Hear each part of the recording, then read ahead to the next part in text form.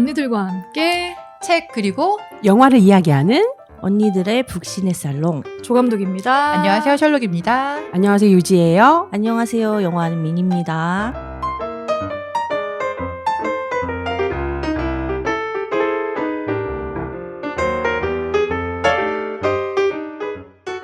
반가운 얼굴들이 들어왔습니다. 와, 일단 미니님 이거 얼마만이야? 그러니까 5개월이 좀 넘었죠. 야, 우리가 혹시 팟캐 녹음할 때 음성으로 편지 한번 남겼는데 들으셨나요? 그럼요. 우리의 사랑의 메시지 완전 들으셨죠? 눈물 뻘뻘 흘리면서 100번은 들은 것 같아요. 울었으면 됐어. 아주 여행하면서 저에게 너무나 큰 위로가 되었고. 아, 얼마나 보고 싶었는지 몰라요, 진짜. 그러니까요, 저도요. 제가 진짜 한국 들어오기 싫었는데 음. 언니들 때문에 들어왔습니다. 아니, 언니들 보고 싶어서 외국인이 다 됐네. 외국인이 다 됐어? 여행이 다 됐어요. 한국 싫어요. 지은님 여행 어땠는지 얘기 좀 해줘요. 여행은 미니님. 미니님. 죄송해요, 미니님. 죄송합니다. 미니님. 네. 여행은 너무 좋았어요.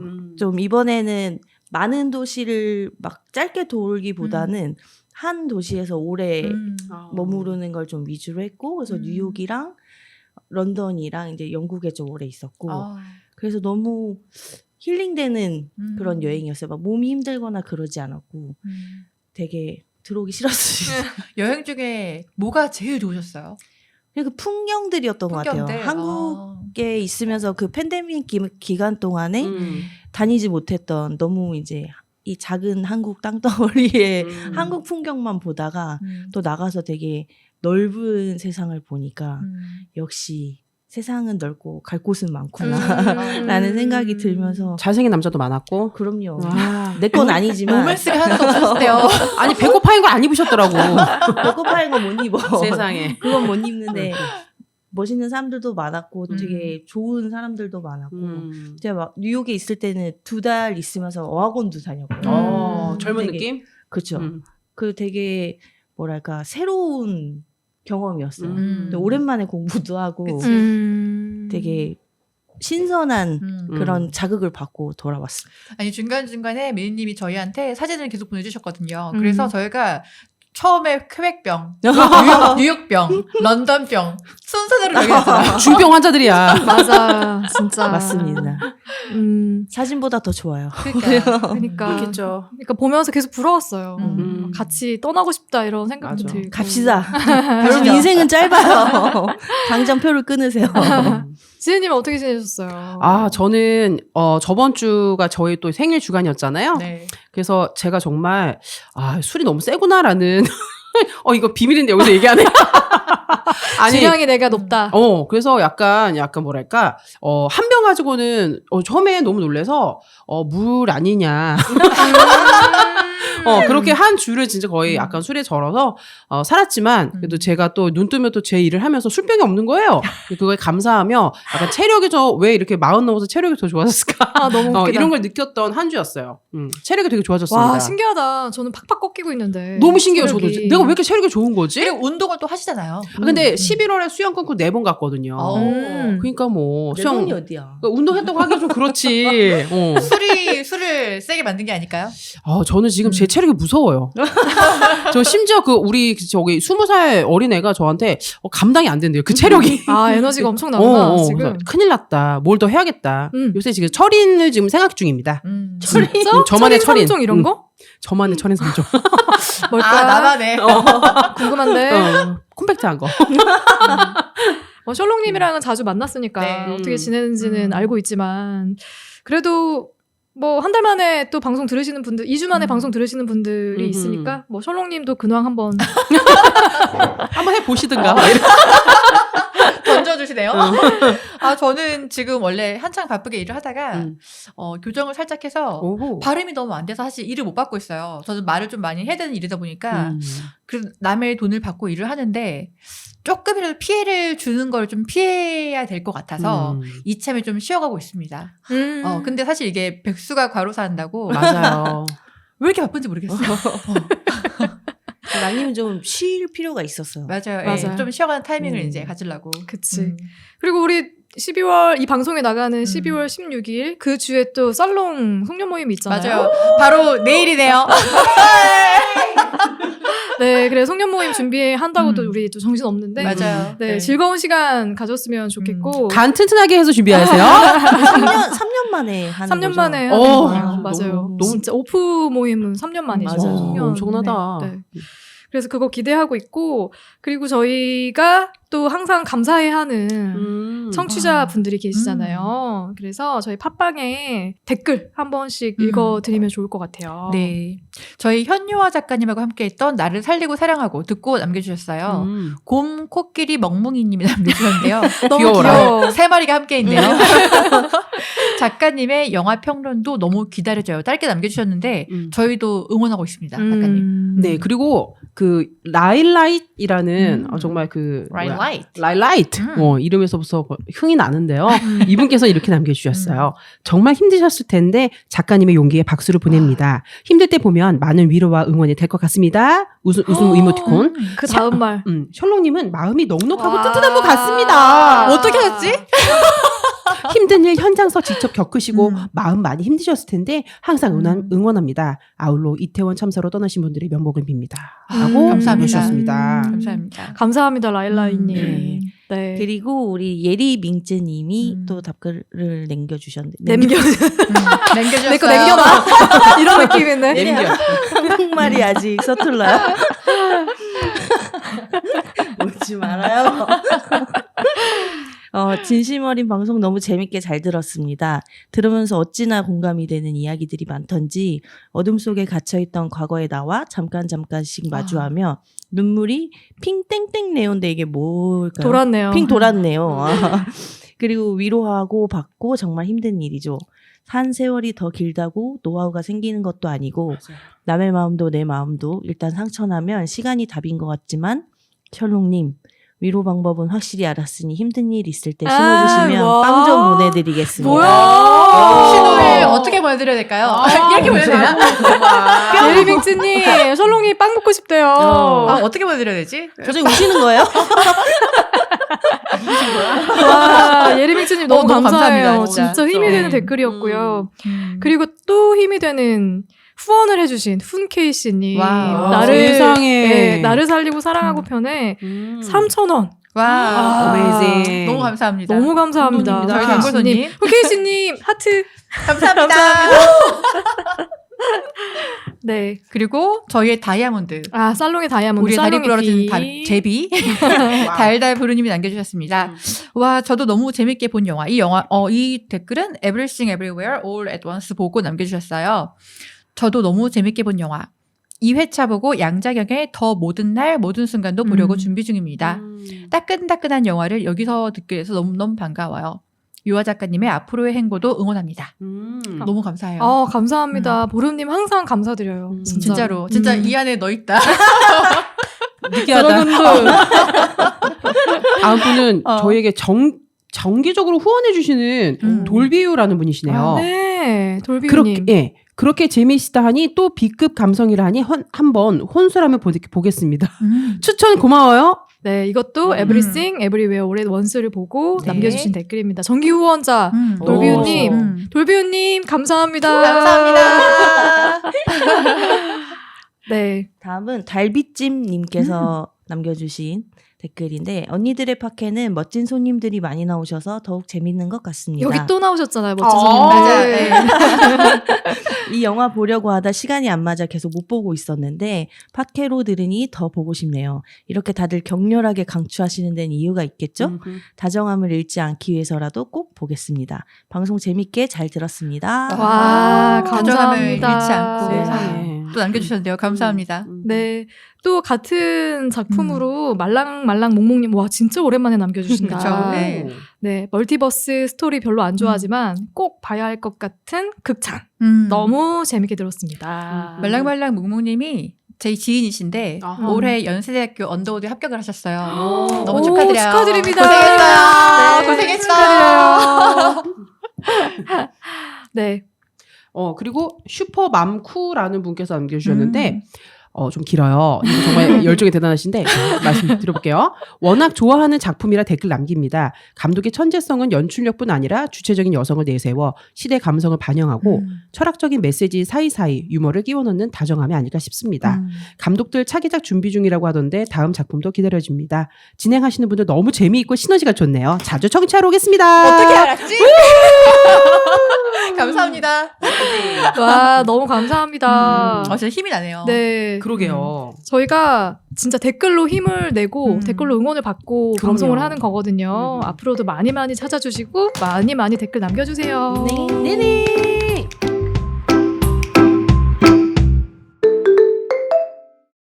오늘 우리가 함께할 책은 저희가 협찬을 받은 네. 책입니다. 멋있어. 우리 거침의 살롱 정말. 부키 출판사에서 보내주신 책이에요. 와우. 저희가 살롱을 팟캐를 시작한 지 2년이 넘어가는데 처음으로 협찬받은 책으로 녹음을 합니다. 와우. 네, 그만큼 책이 또 매력적이기도 맞아요. 하고 너무 재밌었어요. 네. 그리고 좀 큰 그림을 그리고 있어요. 이렇게 협찬받은 책으로 녹음을 하다 보면 언젠가 우리도 광고비를 받을 수 있지 않을까. 믿습니다. 듣고 있습니까? 광고주님들. 왜냐면 언니들 이렇게 시간 내서 나와주시는데 저희가 따로 챙겨드리는 게 없거든요. 아유. 좋은 책을 소개해 주시는 거. 너 만들어도 되게 형식적이지만 킵더 체인지. 그래서 어떻게든 운영비로 좀 쓸 수 있으면 좋겠다는 그죠. 바람을 가지고 있고 부키 출판사 편집자님들 비롯해서 마케팅팀 여러 출판사의 마케팅팀 담당자분들 이 방송 들으시면은 저희한테 연락 주세요. 저희가 헐값에 네 녹음 진행하고 있으니까 조금만 보태주시면은 저희가 소개해드릴 수 있습니다. 도와주십시오. 이렇게까지 해야 돼? 누가 한 명 꿀꺽죠? 네, 지구를 구할 여자들 소제목이 페미니스트의 과학기술사 뒤집어 보기이고요. 이게 보니까 약간 알쓸신잡처럼 맞아요. 다양한 어떤 발명에 관한 여러 가지 좀 재미있는 정보들, 유익한 정보들이 수록이 되어 있는데 이 관점 자체가 페미니스트의 관점에서 보는 거예요. 네. 그러다 보니까 평소에 생각해보지 못했던 거, 이게 이렇게도 바라볼 수 있다고? 라고 관점을 전환시켜주는, 시선을 환기시켜주는 그런 좀 재밌는 포인트들이 있더라고요. 그래서 같이 언니들이랑 얘기 나눠보면 좋겠다라는 생각을 하게 됐고요. 일단 간단하게 작가 소개를 좀 드리면 이 책을 쓰신 작가님은 카트리네 마르샬이라는 분이고요. 스웨덴의 일간지에서 국제금융 그리고 정치, 페미니즘에 대한 기사를 주로 쓰신 분입니다. 경제학과 가부장제의 관계를 논한 유일한 성이라는 책으로 스웨덴 내 문학상인 아우구스 트프리세트의 논픽션 부분에 후보로 오르기도 했대요. 근데 나름 유명한 분이신 것 같지만 우리나라에서는 아직 그렇게까지 알려지지 않은 분인 것 같아요. 네, 그래서 원제는 발명의 어머니라고 하더라고요. 한국에서 번역된 책 제목이 지구를 구할 여자들인데 언니들 혹시 책 원제를 알고 읽으셨나요? 아니면 아니요, 전혀요. 지금 알았네요. 아 진짜 저는 개인적으로 발명의 어머니가 더 좋은 것 같아요. 저도요. 발명의 어머니. 근데 저는 이 지금 책 제목이 지구를 구할 여자들인 건 구한 여자들보다는 확실히 의미가 있는 것 같아요. 그렇죠. 네. 미래 시제죠. 네. 그게 여러 가지 의미가 담겨 있기도 한데, 그러니까 여성들이 가진 그런 다정함, 그리고 여성성이라는 게 가지고 있는 포용력 같은 것들이 있잖아요. 그런 것들이 지구의 미래까지도 이렇게 구할 수 있다라는 메시지가 담겨 있어서 맞아요. 그래서 제목을 그렇게 지은 것 같은데 좀 더 직관적인 제목은 원제가 그쵸. 더 어울리지 않나 하는 생각이 발명의 어머니. 네, 아. 들었습니다. 그래서 이 책에서 처음에 이렇게 내거는 여러 가지 그 정리되어 있는 그 카피들이 있어요. 네. 그래서 여행 가방에 바퀴를 닫는데 왜 5,000년이나 걸렸을까? 전기차가 이미 100년 전에 유행했다고? AI는 왜 체스는 이기면서 청소는 못할까? 나사는 어쩌다 우주복을 여성용 속옷 재단사에게 맡기게 되었을까? 너무 궁금하지 않습니까? 맞아요. 정말 궁금한데요?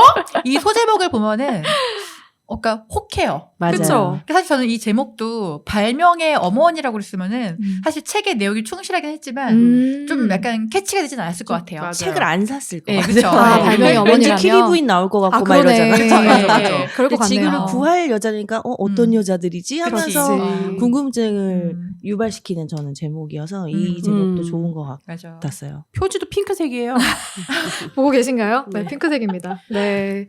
그래서 이런 이야기들이 수록이 돼 있는데 왜 그러면 이런 주제들을 가지고 책을 써내려 갔느냐. 제가 출판사에서 정리한 서평을 찾아보니까 여성성과 남성성에 대한 여러 가지 고민들을 이 작가가 했던 모양이에요. 그러다 보니까 여성성과 남성성을 구분해가지고 거기에서 시작된 고정관념으로 인해서 지금의 과학기술이 발달이 되었다. 그렇기 때문에 그 시대에 여성성에 더 주목을 하고 여성성에 관심을 가지고 거기에 가치를 더 두었더라면 지금은 어떤 시대가 되었을까라는 질문을 던지는 책이고 그렇게 해서 5개의 챕터로 구분해서 이야기를 끌어가고 있고요. 네. 재밌어요. 이게 네, 정보를 재밌어요. 전달하는 부분이 좀 많긴 하지만 그런 것들을 우리가 쉽게 접할 수 없는 정보이기 때문에 저는 좀 흥미롭게 읽었는데 언니들 각자 또 어떻게 읽었는지 소감부터 나눠봅시다. 그 알쓸신잡의 진정한 빠로서 저는 이 책이 정말 너무너무너무 재미있었어요. 처음에 조장님이 좀 어려울 수 있다 네. 라고 해서 또 약간 겁을 먹고 딱 첫 장을 넘기기 시작했는데 첫 장부터 왜 짐가방에 바퀴를 타는 데는 5,000년이 걸렸을까? 그렇지. 한 번도 생각해보지 않은 문제인데 읽으면서 보니까 너무나 이해가 되고 너무나 그 여성성과 남성성이 어떻게 이 발전을 저해하고 있었는지를 너무나 이해하기 쉽게 이 기술이 되어 있어서 저는 1장만 보고도 뒤는 무조건 재밌겠다라고 하고 정말 빠르게 읽어갔던 것 같아요.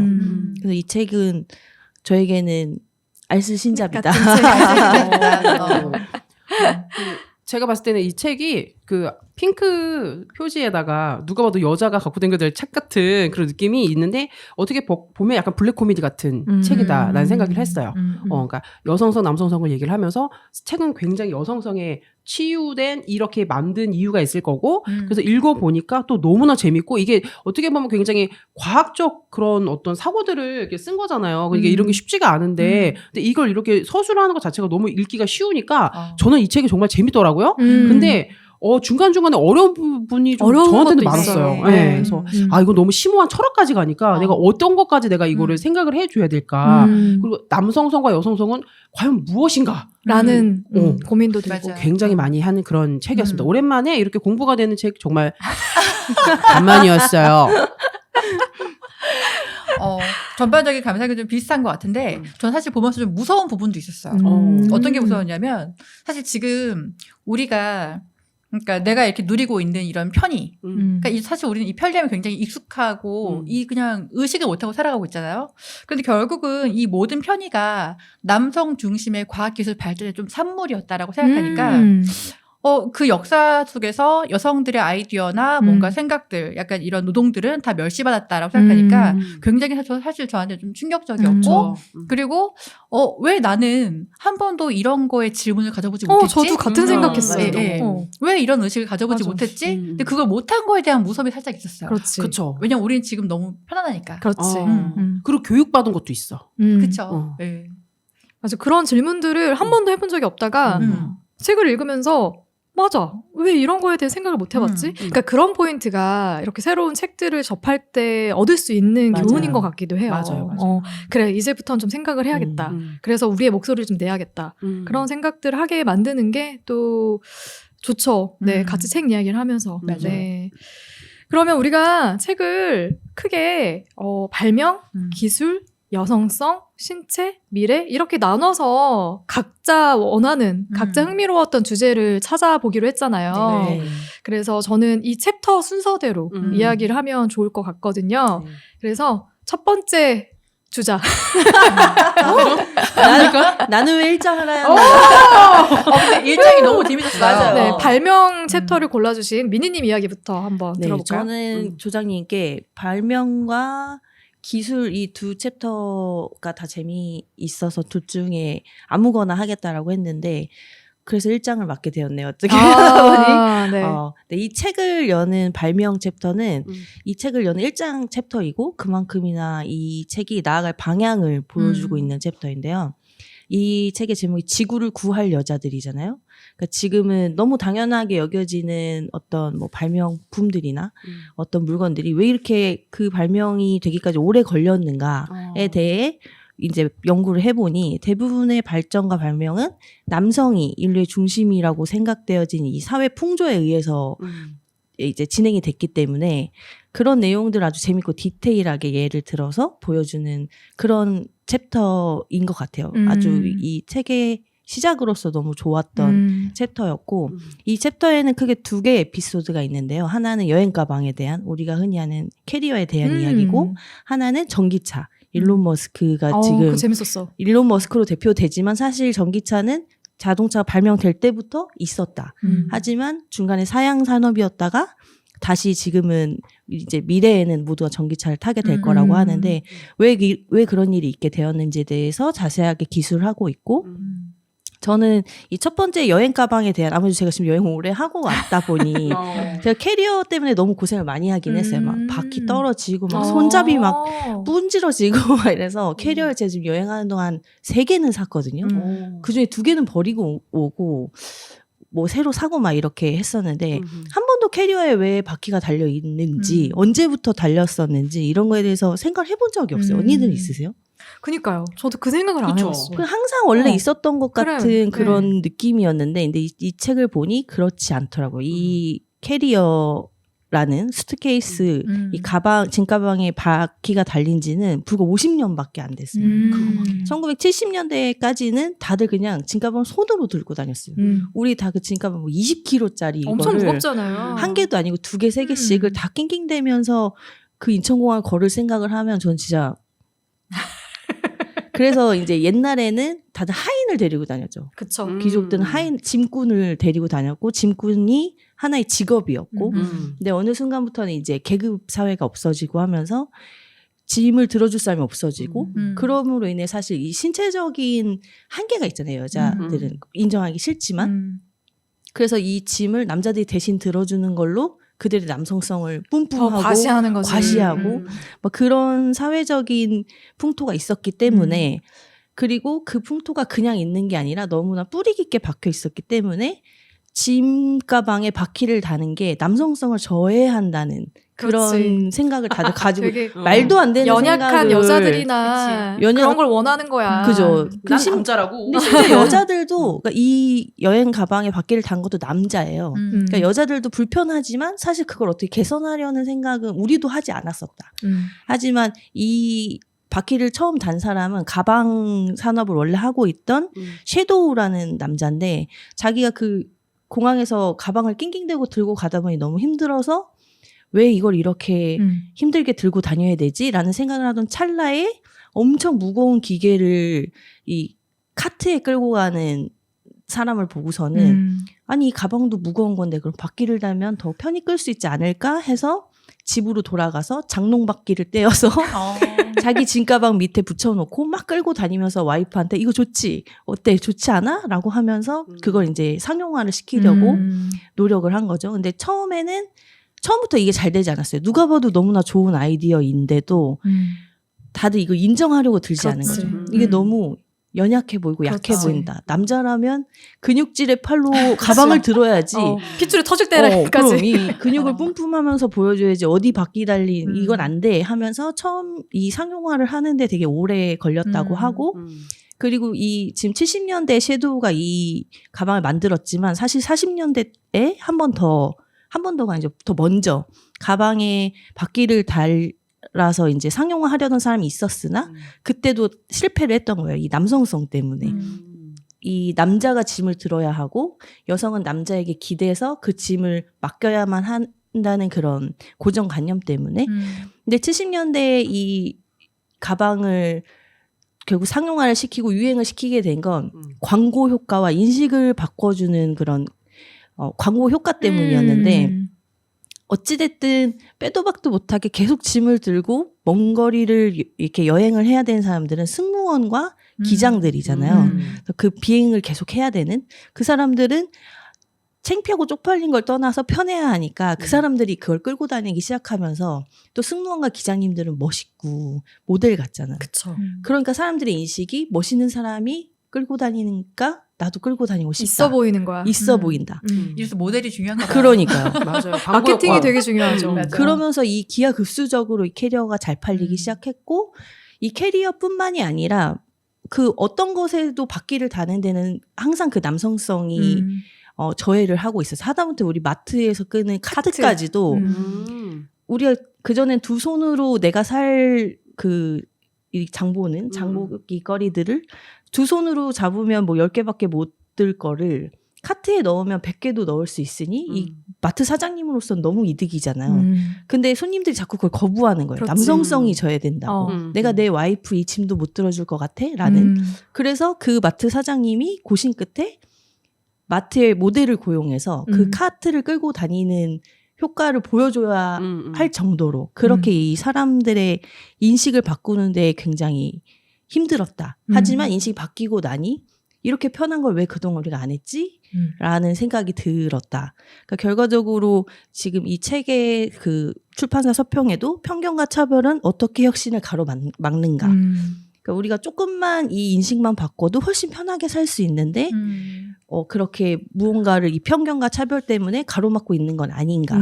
그런 이야기를 이 수트 케이스와 그 전기차에 빗대어서 이 챕터 1에서 아주 재밌게 이야기하고 있었고 저는 이 전기차 부분도 되게 재밌지만 너무 길어지니까 이 여행 가방만 들면 이런 식으로 우리가 주위에 또 혹시나 우리의 편견이나 아니면 뭐 남성성 때문에 혹은 여성성 때문에 그런 차별과 편견을 가지고 발전시키지 못한 게 있는 거 아닌가? 내가 그걸 찾아서 발명을 하면 난 부자가 되는 거 아닐까? 라는 생각을 어젯밤에 갑자기 하게 되었습니다. 주변을 잘 돌아보게 만드는 좀 특이한 책이었던 것 같아요. 맞아요. 아니 발명까지는 아니더라도 저는 그런 생각을 되게 자주 하는데 화장실 쓰는 거 있잖아요. 네. 이것도 사실 남자들 앉아서 소변 볼 수 있잖아. 그러면 서로가 되게 편해지는데 이 앉아서 보는 것 자체가 남성성이 거세되어진다라고 인식되어지는 게 워낙 크기 맞아요, 때문에 맞아요. 그래서 사실 어쩔 수 없이 계속 여성들이 불편함을 감수해야 되는 상황들이 되게 안타깝게 느껴졌거든요. 그래서 어릴 때도 제가 이제 남동생이랑 같이 살던 시기가 있었는데 정말 매일같이 싸웠어요. 왜냐면 그거 변기 뚫고 안 내려서. 안 내린 것도 있고 다 튀어. 맞아. 부러워. 그럼 정리를 하던지. 왜냐면 자기는 불편하지 않으니까. 그게 튀더라도 어차피 계속 서서 보면 되니까 소변을. 그거 가지고 엄청 싸웠거든요. 그때도 야 앉아서 싸 이런 얘기 했었는데 앉았어. 절대 용납이 안 되나 봐요. 그런 게. 그래서 물론 이게 기술이나 어떤 발명 쪽으로 이어질 수 있는 소재들이 있다면 더 생각을 해봐야겠지만 그냥 서로 편할 수 있는 것들이 편해지지 못하고 계속 평행선을 달리는 그런 경험은 참 많이 했던 것 같아요. 맞아요. 네. 그래서 그런 생각들을 보면서 하게 되더라고요. 그래서 일장도 되게 재밌었고 전기차 부분도 되게 재밌었고요. 전기차도 사실 결국 전기차가 발전하지 못했던 100년 전에 이미 나왔는데 발전하지 못했던 거는 그 가솔린 차가 주는 그 파워풀한 남성적인 이미지 부릉부릉 달리고 그 시동 걸 때도 뭔가를 당겨서 팍 그게 경운기 같은 거거든요. 네. 지금도 경운기 밖에서 이렇게 그쵸. 시동을 예전에 걸어. 초창기의 차들은 정말 그 엔진의 성능을 그 소리로 판단했잖아요. 맞아요. 그러니까 그게 커야지 좋은 차인 거예요. 지금도 마우라 달고 막 그러잖아요. 근데 그래요? 사실은 우리 시끄러워. 지금 그런 소리 지금 다 얼굴 맞아. 찌푸리잖아요. 욕 나와. 시끄러워. 남자들끼리만 그래요. 근데 그런 부분에서도 생각해보게 되죠. 재미도 있고. 그러니까 그때 그런 것들을 계속 살려주었더라면 지금 훨씬 더 환경을 지킬 수 있는 기술이 맞아요. 발전하고 개발이 되어지고 다양한 것들을 선택할 수 있는 시대가 열렸을 텐데 너무 늦어졌다. 이제 이런 얘기도 하고 있는 거죠. 맞아요. 네. 그러면 이제 저와 지혜님이 선택한 챕터 여성성에 대한 챕터입니다. 여성성. 5장 네. 6장이죠? 맞습니다. 5장 6장인데 저는 여성성 챕터에서 고래 사냥과 페이스북의 공통점이라는 주제를 선택하게 됐는데 흥미롭더라고요. 그러니까 이걸 보기 전에도 그런 생각한 적이 있어요. 왜 우리는 대부분의 고임금 그 직업군은 남성들이 종사하는 직업군일까? 남성들이 대부분을 차지하게 될까? 이런 생각을 저도 옛날부터 했던 적이 있거든요. 그러니까 그게 어떤 생각이냐면 공대를 나오면 당연히 돈을 많이 받는 직업을 가질 수 있다. 그 다음에 문과 계열을 나왔을 때에는 저임금 노동자가 될 수밖에 없다라는 거를 그냥 내가 수긍한 채로 받아들인 채로 그런 생각을 하게 되는 거죠. 그러면 이런 임금이나 뭐 사업의 가치는 누가 정하는 거지? 누가 시작한 거지? 이런 의문을 혹시 언니들은 가져본 적 없나요? 그러니까 사실 저는 항상 직장 생활을 완전 여초. 집에서 항상 생활을 하고. 맞아요. 저도 그래요. 네. 제가 사실 저 밑으로 들어온 남자 직원들은 어디 남자가 사실 저 그런 좀 있었거든요. 그래서 옛날에 미투 사건 터질 때 다들 나 조심하라고 그렇게 할 정도로 여자가 굉장히 많았던 집단에서 일을 항상 했기 때문에 사실 이런 거를 기준으로 잡을 일이 없었는데 항상 한국 나와서 친구들하고 얘기하면은 같이 들어온 동기하고 승진을 밀릴 때. 근데 이제 이해는 하더라고 다들. 근데 그 이해조차 학습된 거긴 하겠죠. 근데 이제 고용주 입장으로 보면은 사실 이제 내가 똑같은 사람을 채용한다 하더라도 뭔가 결혼을 해서 육아를 위해서 우리 일을 놓을 수 있는 사람보다는 조금 꾸준히 함께 할 수 있는 남자가 낫지 않을까? 그런 것 때문에 사실은 조금 남성을 더 우대해 주는 것도 있었고 또 남자는 군대를 가니까 그것도 경력으로 쳐주더라고요. 저 몰랐어요. 그 네, 대리로 경력으로 들어가더라고요. 쳐줘요. 네. 네. 그래서 그래서 야 그럼 나도 군대 갔다 오면은 대리로 받아줘? 야 그건 없더라고요. 그래서 그걸 최근에 알았어요, 사실은. 그래서 이거를 부당함으로 봐야 되는 건가? 근데 고용주 입장에서 보면은 내가 고용주여도 그러지 않을까 사실 싶기도 한 거예요. 되게 어려운 문제더라고요. 사업가의 입장으로서는 네. 그럴 수 있죠. 저는 반대로 완전 남초 집단에서 일을 하고 있었기 때문에 그래서 어렸을 때는 굉장히 좌절이라고 해야 되나? 그런 것들이 많았고 임금 차별은 당연하고 이렇게 위로 올라갈 수 없는 그러니까 되게 지금 현재도 물론 지금 여성 감독들이 많이 나오고 있지만 아직도 그 비율로 보면 말도 안 되는 비율이거든요. 근데 지금은 그래도 좀 희망이라고 해야 되나? 그런 게 좀 생긴 게 다들 인식도 많이 바뀌고 있고 그 뭐 법 제정이나 이런 것도 있어서 좀 근데 옛날엔 정말 되게 좌절감이 심했어요. 내가 이 일을 언제까지 할 수 있는 거지? 뭐 내가 결혼을 안 하고 애도 안 낳고 쭉 한다고 해도 믿어줄 거냐는 거지. 그 사람을 뽑을 때 그런 그 편견을 여성을 뽑을 때는 그런 편견을 이미 갖고 들어가기 때문에 많이 피해를 보는 것들이 있었던 것 같아요. 지금은 그래서 저는 오히려 내가 여성인데 내 여성성을 포기해야 되는 거예요. 오히려 더 남자처럼 해야 되고 더 무거운 것도 아니 내가 들 거야 도와주지 마. 이제 그러다가 십자인대가 나가버렸는데 그런 식으로 나를 더 막 남자처럼 보이게 해야 하는 그런 것들이 좀 슬프기도 했어요. 지금은 그렇게까지는 하지 않지만 약간 그게 굳어져서 아직도 약간 좀 어이 막 이렇게 되어 있기는 한데 좀 지금 이제 일을 시작한 친구들은 그렇지 않았으면 그 친구들한테는 공정한 기회가 갔으면 하는 바람이 있고 그러려면 내가 잘 돼야 된다. 결국 여성들이 많이 사회에 진출해서 높은 자리에 올라가야 뭐 기술을 개발할 수 있는 그 자리에 올라가야 그래야 이 사회가 빨리 변할 수 있는 거가 아닌가. 그리고 이제 여기서 말씀하신 것처럼 이제 본인이 여성성인 거를 약간 포기를 해야 거기서 좀 약간 받아들여 줄 수 있다. 이런 포인트가 뭐냐면 그러니까 유리천장이라고 하잖아요. 그러니까 여성들이 결국 어느 정도까지 같이 올라가 남자랑 똑같은 대학교 나오고 똑같은 거 해갖고 나왔지만 거기서 번번이 못 들어가는 게 자기가 남성적으로 하는 사람만이 살아남더라고요. 자기도 그 남자랑 똑같이 아주 그냥 진짜 집도 포기하고 뭐도 포기하고 딱딱 그리고 그런 사회에서도 여성성을 철저하게 배제를 해야 저 사람을 인정해주고 올라가는 거야. 그래야지만 저 사람이 일 잘하는 것처럼. 그렇지만 저는 그때 어떤 다큐멘터리를 봤던 것 같은데 그 여성이 가지고 있는 여성성이란 게 있잖아요. 근데 그게 그 문화 그 계급이라고 해야 되나? 그런 문화에서 굉장히 엄청 좋은 작용을 한단 말이에요. 근데 이제 그런 것들을 철저하게 무시를 당하고 그리고 거기서 그렇게 여성성으로서 가지고 있는 걸 갖고 융화를 시키는 걸로 잘 이렇게 해주면 좋은데 그런 것들이 이제 그런 기업 문화에서는 전혀 받아들여지지가 않잖아요. 그런 부분들이 참 어디서부터 우리가 받아들여야 될까, 어떻게 해야 될까. 저는 그걸 보고 되게 답답했어요. 그러니까 이게 되게 무서운 게 뭐냐면 사실 우리도 학습을 그렇게 받은 거예요. 그쵸. 그러니까 이런 식으로 남성성을 갖춰야지 사실 일을 되게 잘해 보이고 사실 저희는 이제 뭐 남성이 거의 없는 여초 집단임에도 불구하고 그들끼리만 있어도 정말 일할 땐 다 파이터예요. 근데 이거 굉장히 서로의 남성성을 과시하면서 사실 경쟁할 수밖에 없는 구도긴 한 거죠. 근데 사실 이게 언제부터 그랬을까 모르겠지만 우리는 이렇게 이러고 봐왔기 때문에 이게 일을 잘하는 거라고 생각할 수밖에 없는 거예요.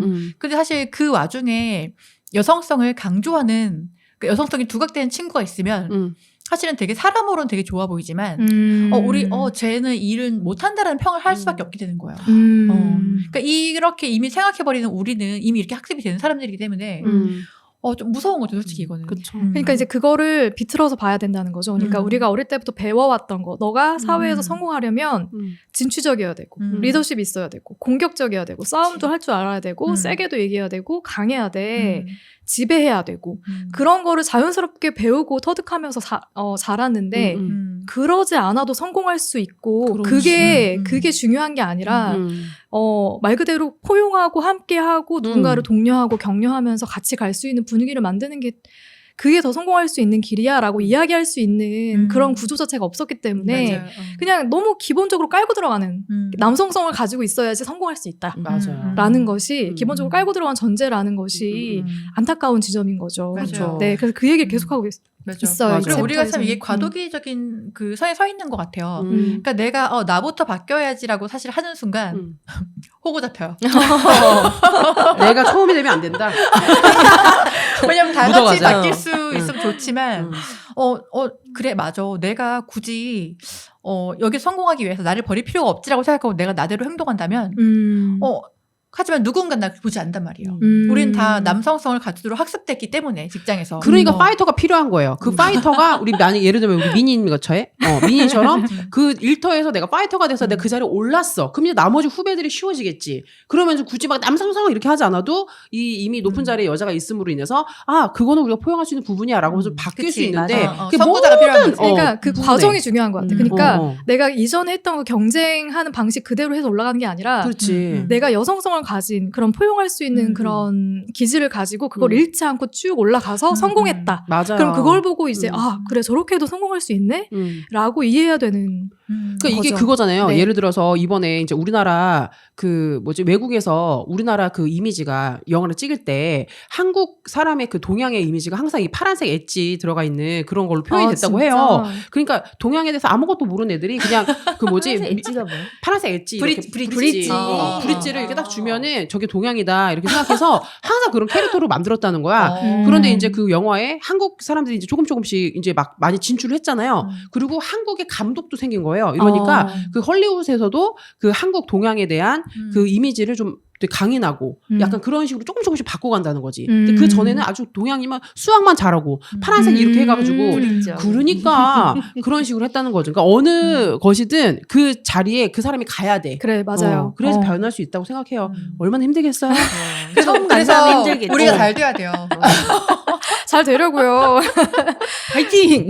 그래서 제가 선정한 그 주제에서 다루는 게 그런 맥락이에요. 맞아요. 그래서 고래잡이와 페이스북의 공통점이라는 게 어떤 이야기냐면 1800년대에 고래잡이가 굉장히 이제 성행을 했었는데 그게 사람이 할 수 있는 가장 지저분하고 위험하고 폭력적인 일 중에 하나였다고 해요.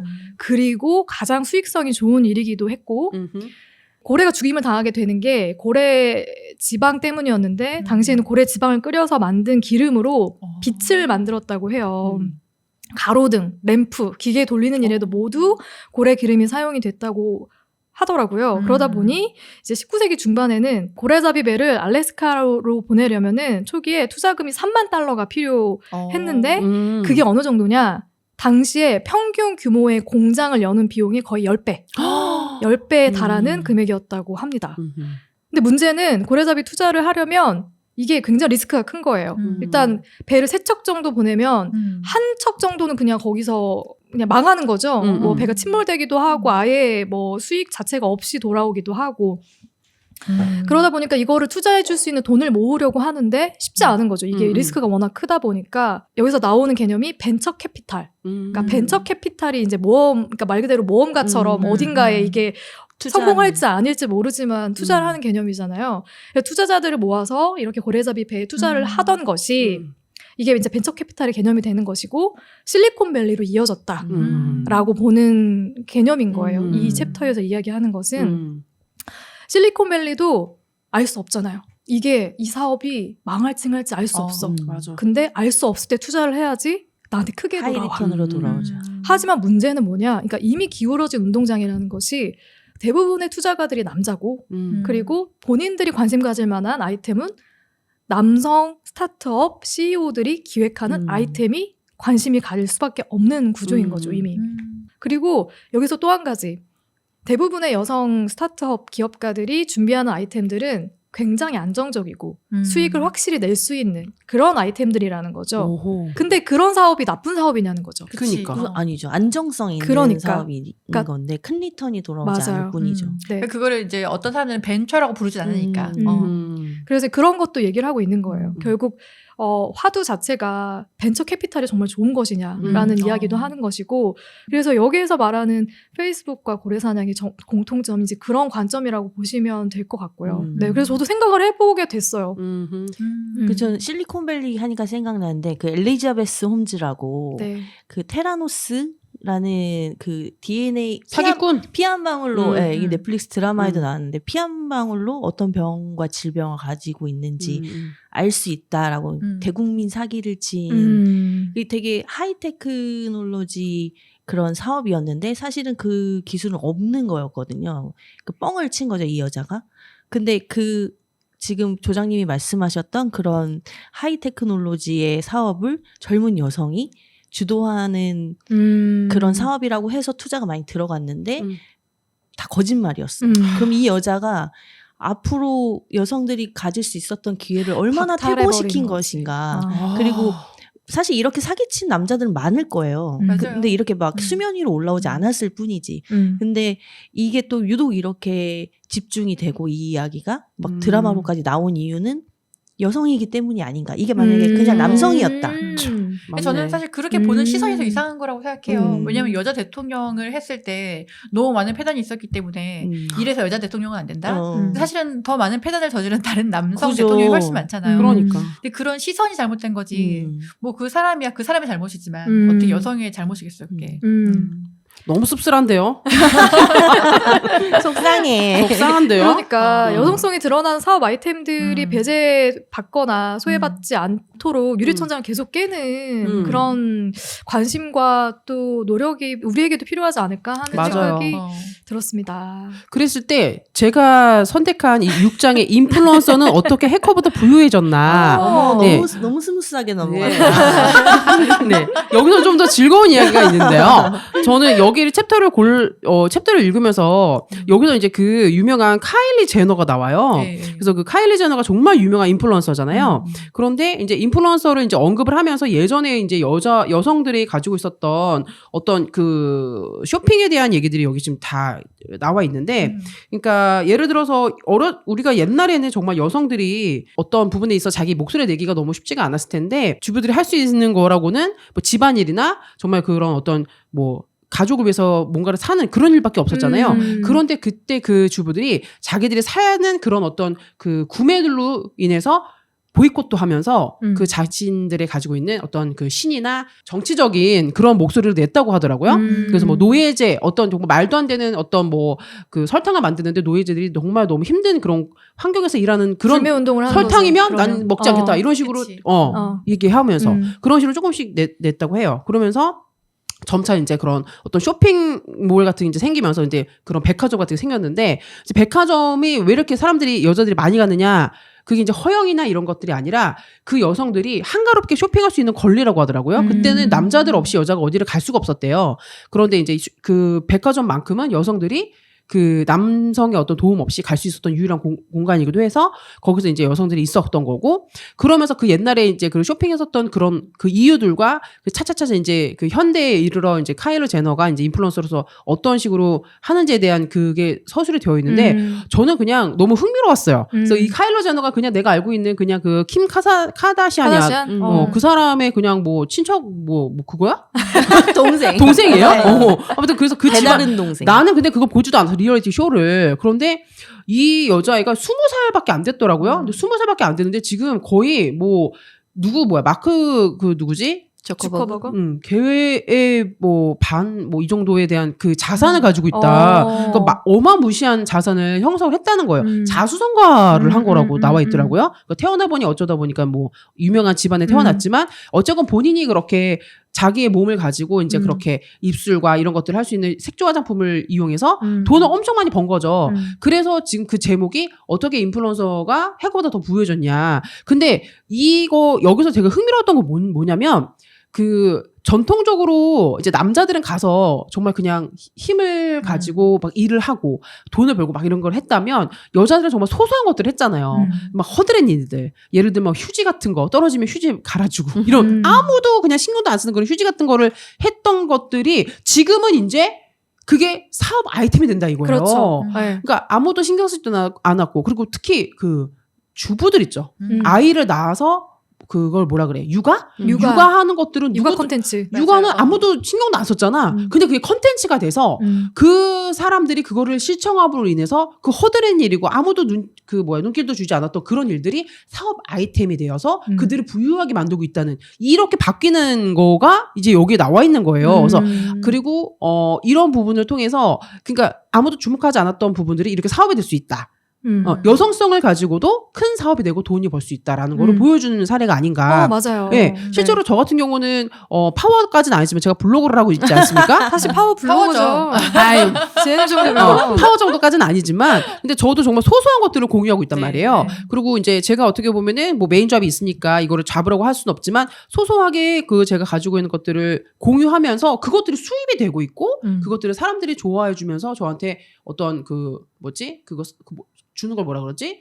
경품이요? 아니, 협찬이고요. 아니, 너 이거 먹을래? 이거 뭐야? 협찬. 그런 협찬들이 들어오면서 이것들도 제가 별거 아니고 소소한 것들인데 사업이 될 수 있구나. 이런 생각이 들면서 정말 지금 이 시대에는 어떤 모든 것들이 다 컨텐츠가 될 수 있겠다.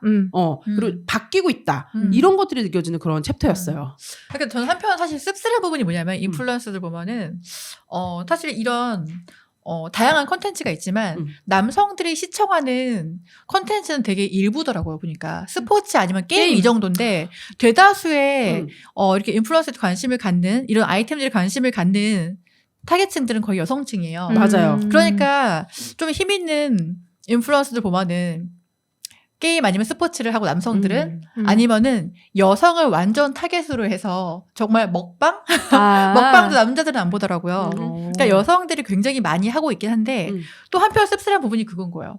이게 남성 중심의 어떤 뭔가 산업이 될 것 같았으면은 훨씬 더 빨리 컸을 거라는 생각이 들긴 해요. 사실 솔직히 말해서. 왜냐면 인플루언서는 제가 볼 때 좀 사업적인 파워나 그리고 그 직업에 대한 평가가 아직까지는 전 되게 높지 않다라고 생각을 해요. 근데 그게 과연 여성들이 좀 힘이 좀 센 집단이어서 우리가 그렇게 평가를 받는 건지 아니면은 남성들이 좀 더 달랐을 거라고 생각하긴 하거든요. 왜냐면 스포츠를 게임을 전문으로 했던 초창기에 아프리카 TV 이런 대도서관 같은. 그렇죠. 그럼 기업이더라고요. 맞아요. 완전 기업이요. 근데 물론 우리 아직까지 뭐 한국의 풍토여서 그런 걸 수도 있지만 아직까지는 여성 인플루언서에 대한 시선이 엄청 좋지는 않고 그리고 아직까지도 좀 이렇게 좀 벗고 몸을 이용한 그렇죠. 그런 채널들이 굉장히 많이 나오고 있는 걸 보면은 그게 또 악용되는 사례도 있을 것 같아. 좀 우려되는 부분이기도 해요. 이런 건. 그리고 소비하는 계층은 결국 여성이라는 것들도 여기 나와 있어요.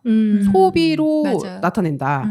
그러니까 되게 그 여성들이 결국은 모든 것에 대한 소비를 하기 때문에 되게 중요한 층이라는 거죠. 그 아이돌도 남성 아이돌과 여성 아이돌의 그러니까 수익 차이가 엄청 크더라고요. 그래서 그 프로듀스도 항상 여자 먼저 하고 분위기를 보고 괜찮으면 이제 남성 쪽으로 하면은 이제 남성 쪽이 그 여자애들 했던 거에 한 몇 배로 그 수익이 난대요. 그래서 그 미스트롯 있죠. 미스트롯도 처음에 미스트롯이 먼저였잖아요. 여자가. 근데 거기가 좀 될 만하니까 그다음에 미스터트롯을 했는데 훨씬 잘 됐죠. 1위에 대한 상품 자체가 달랐어요. 달랐죠. 여자가 만약에 네. 1,000만 원이면 남자가 10억인가 뭐 이런 식이었어. 그러니까 아마 시장은 확실히 더 커질 건데 어. 이 경쟁에서 과연 그치. 여성들이 살아남을 수 있는 구조를 유지할 수 있을 것인가에 대한 물음표가 계속 떠 있는 맞아요. 거는 맞죠. 근데 한편 참 어렵네요. 좋은 건 뭐냐면 이게 순기능인 게 우리가 사실 각 분야에서 정말 재능이 여성들이 많은데 맞지. 우리는 그게 사실 시장이 형성이 안 돼 있잖아요. 근데 그런 걸 표출할 수 있는 수단이 어떻게든 생기는 건 그렇죠. 정말 너무 맞아요. 환영할 일이긴 맞아요, 해요. 맞아요. 그 저도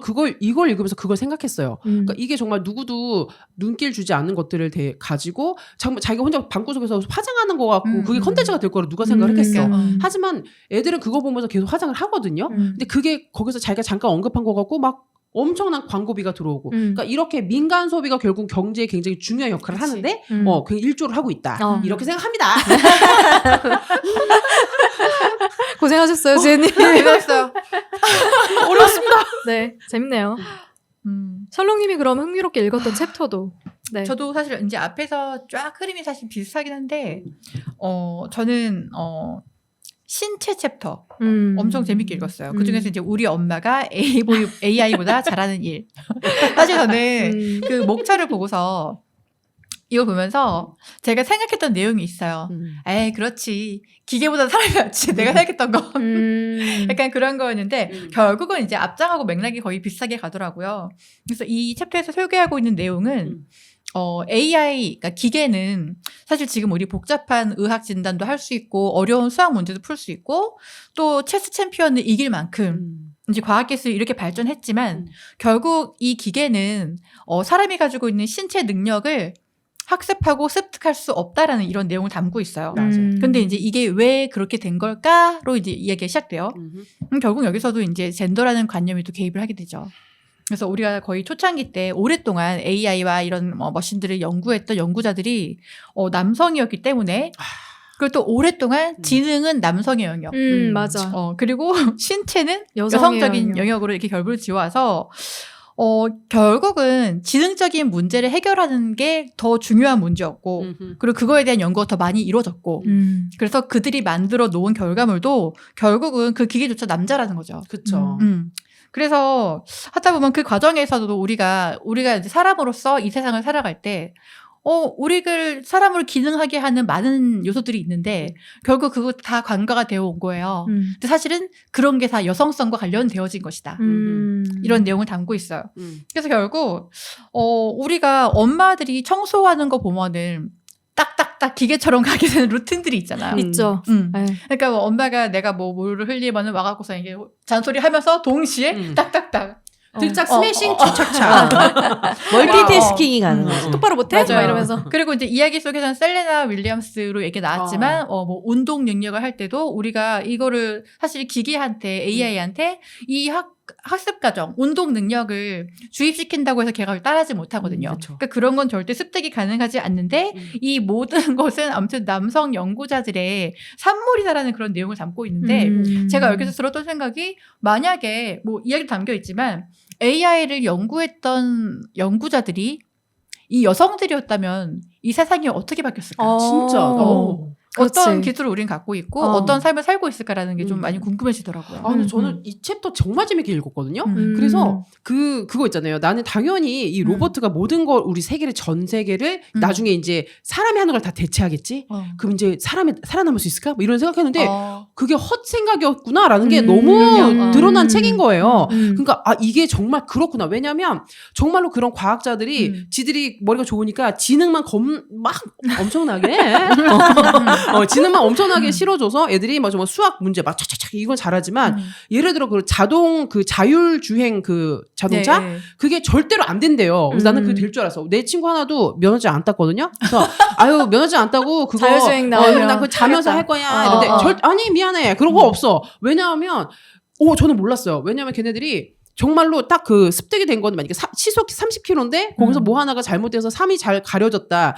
그걸 만약에 80으로 읽으면 갑자기 80으로 지들이 가면서 갓길에서 튕겨 나간다 이거죠. 그렇지. 그러니까 우리 사람들은 갓길에 30인데 거기에 뭐가 돼서 저 30인데 80으로 안 보잖아요. 지워졌나 보다. 그래서 그냥 30을 유지하지만 기계는 안 그런다는 거예요. 걔네들이 주입한 거는. 그러니까 그러한 그 신체적인 그런 감성적인 인간이 할 수 있는 것들을 기계는 할 수 없기 때문에 그래서 절대로 그게 상용되지 못한다라는 걸 보고서 그게 너무 신기한 거예요. 그러니까 그런 기계를 중심으로 세상이 다시 재편되어져야 그걸 상용할 수 있는데 그게 무슨 의미가 있냐 이거지. 그 서빙도 못 한대잖아. 그러니까 이게 뭐 청소하는 로봇이 제대로 청소를 할 수 있게 만들려면 집의 구조부터 청소가 가능하게끔 세팅을 해줘야 되는 건데. 맞지.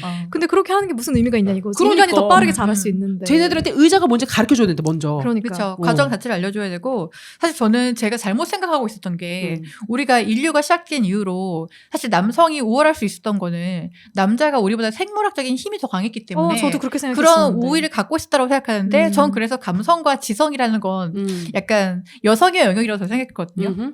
그런데 여기서 보니까 지능을 남성이랑 결부시켰다고 그러길래 저는 그래 뭐 너희가 너희의 그런 우월성을 기계로 만들어서 이렇게 보여줬구나 생각하지만 그리고 제가 생각할 때 연구자들이 여성 연구자들이었다면 저는 훨씬 더 삶이 윤택했을 거라는 생각을 해요. 왜냐면 지금 결국 생활의 편의를 위한 우린 기계나 AI를 저희가 접하고 있지는 않거든요. 그래서 좀 더 뭔가 우리가 뭐 공감까지 하는 기계를 갖지 못했겠지만 삶에서 좀 더 실용적으로 정말 인간이 살아가는데 필수적인 거는 훨씬 더 많이 갖추고 있지 않을까라는 생각을 좀 하게 됐어요. 보면서 제가 실제로 경험한 실제적 로봇은 그거에 서빙 로봇 하나 봤습니다. 띠리리리 하면서 와가지고 와서 그냥 음식만 저희가 하는. 그쵸. 그거 외에는 뭐 딱히 로봇가 우리 생활을 윤택하게 하거나 그런 거는 실제적으로 잘 모르겠어요. 로봇 청소기. 저는 그런 거 있잖아요.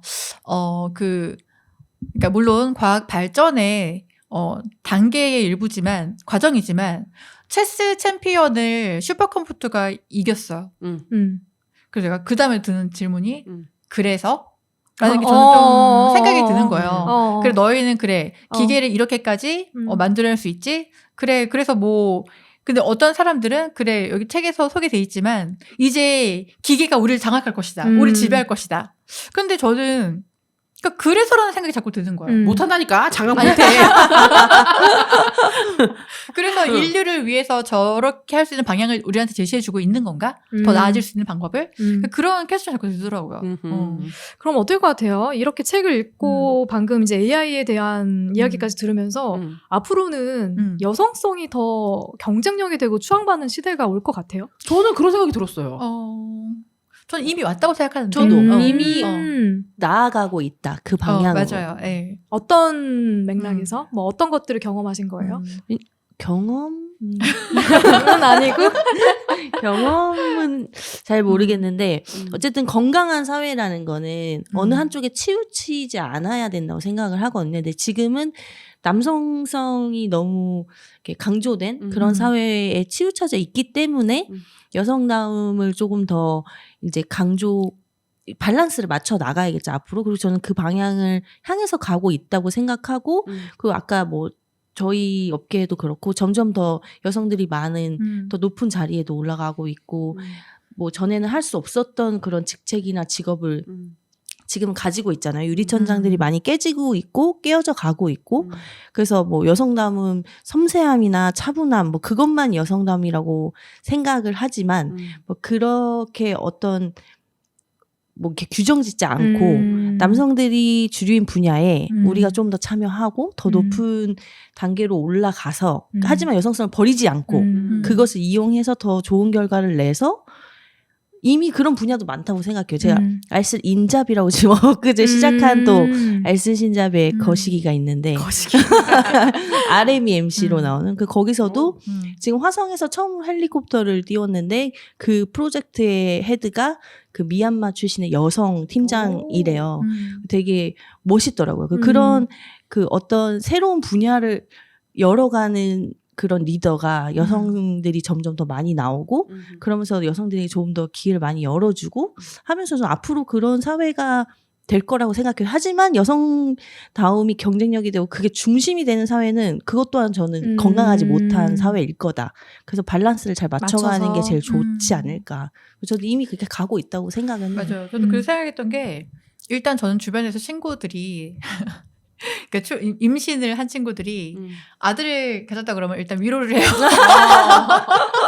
그리고 그러니까 제 주변에서 딸을 원하지 아들을 원하는 가정은 많이 없고 무엇보다도 우리는 그러니까 한국의 문제뿐 아니라 우리는 사실 남성 우월주의 시대에서 교육을 받은 사람들이기 때문에 굉장히 그런 억압과 이런 울분을 갖고 있는 여성들이 지금 사회생활을 다 하고 있어요. 근데 일단 제가 볼 때 뭐 더 큰 포화가 올 수 있겠지만 세상은 엄청 아직도 치열하고 굉장히 뭔가 전쟁 같고 포화 같은 상태거든요. 근데 이렇게 다 전쟁 같은 세상에서는 제가 볼 때 가장 중요한 기술은 관계 기술과 감정을 읽는 기술이라고 생각하는데 섬세함과 공감 능력을 갖고 있는 여성들이 그걸 좀 포용할 수 있고 더 멀리 볼 수 있는 그런 기능을 하지 않을까. 그런 주도를 하지 않을까라는 생각을 해요. 그래서 여성이 주도가 되는 시대는 이미 왔고 앞으로도 좀 더 오래 가지 않을까. 계속 가지 않을까. 저는 최근에 슈룹 네, 김혜수 배우 네. 나오는 슈룹 정말 재밌게 맞아, 너무 보고 재밌어요. 있는데 저는 김혜수 배우가 연기하는 그 중전이 정말 이 여성성을 대표하는 캐릭터라고 생각하거든요. 궁중암투가 벌어지지만 나를 잠깐 해했다고 해서 내가 복수해서 없애고 죽여버리고 막 이러는 캐릭터가 아니고 그 사람 어떻게든 내 편으로 만들어. 그러니까 내 편으로 만들어야지가 아니라 포용을 하게 되는 순간순간들이 있어요. 그들이 처한 어떤 어려움 속에서 위로가 되어주고 힘이 되어주는 그런 결정들을 하거든요. 그러다 보니까 자연스럽게 상대가 나의 사람이 되는 거예요. 그게 너무 좋더라고요, 보면서.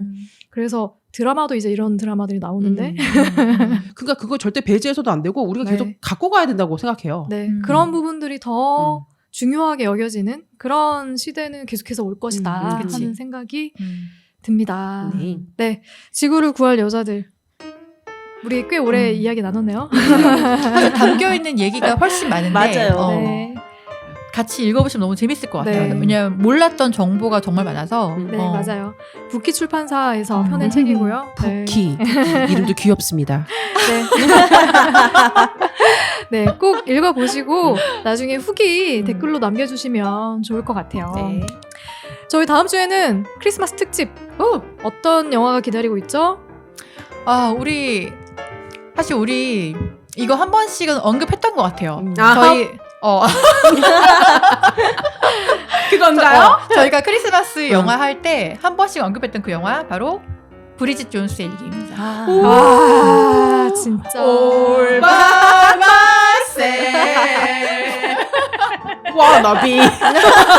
다음 주에 지혜님의 노래로? All by myself 노래로 돌아오도록 하겠습니다. 다음 주에 만나요. 안녕.